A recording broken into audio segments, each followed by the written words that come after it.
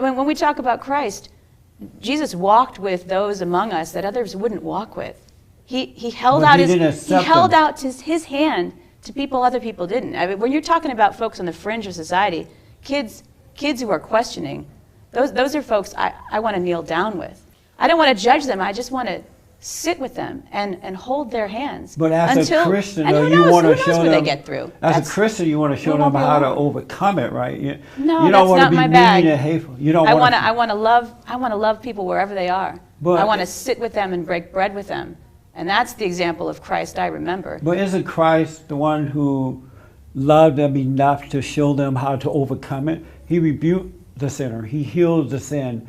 He rebuked the devil from them. He didn't say, let me get down here and just be nice to you. You pulling a homosexual, I'm going to lead this way. He took the spirit away from them so that they can have I just don't remember lives. Jesus talking about transgender folks. No, I don't remember that part. He talked about sin and stuff like that. What do you say about that, Ken? You guys are Christian. I'm surprised you don't understand that. Well, I don't know if you are. Well, I mean, I wouldn't presume to judge your Christianity. I wish you wouldn't judge mine, but I have a sincere question for you. As a reverend, you said Jesus didn't accept them, and those were your words. We could play back the tape, but I'm trying to think of an example where Jesus rejected anybody. Jesus embraced everyone, and to me, that's the walk I want to walk. One of, if in doubt, love and accept. If you're not 100% sure, and I'd be surprised if any of us are 100% sure of much of anything, err on the side of love. That's my Christian philosophy. Jesus didn't reject the person.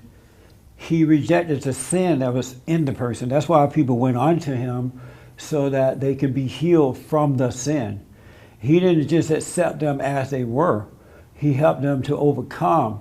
And that's why they knew that about him, that if they could get close to him, that he would set them free. And so that's what I do. I don't reject the person, but I don't accept the sin that's in the person. Does that make sense? I understand what you're saying. Do you agree with that? No. You don't? You say that he accepted the sin of the person?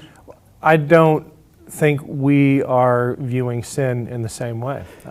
So I'm asking, though, in whatever way you might be reviewing it or viewing it, did he accept the sin in the person? Give me an example. What are we talking about? Do you know what sin is? Do you know what sin is? Yes, I do. Can you explain it for me? Yeah, I will, but just, you're my guest. Did he accept the sin in the person? Yeah, he, in some cases, accepted people for who they were, but did not see that as sin.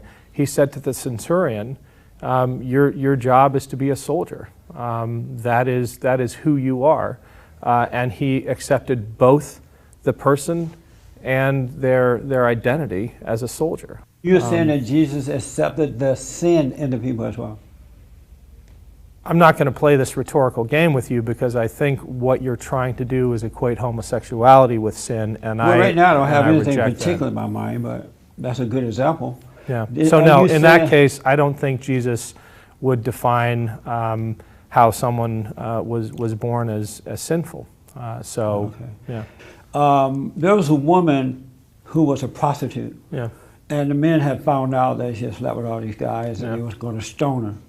And Jesus said, let he without sin cast the first stone, right? And everybody put the little rocks down and walked away. But he also said to the woman, go away and sin no more. Right. Was Jesus accepting her sin? I'm glad you gave me a specific example. No, he was not accepting the sin. So why do you accept the sins of others today then?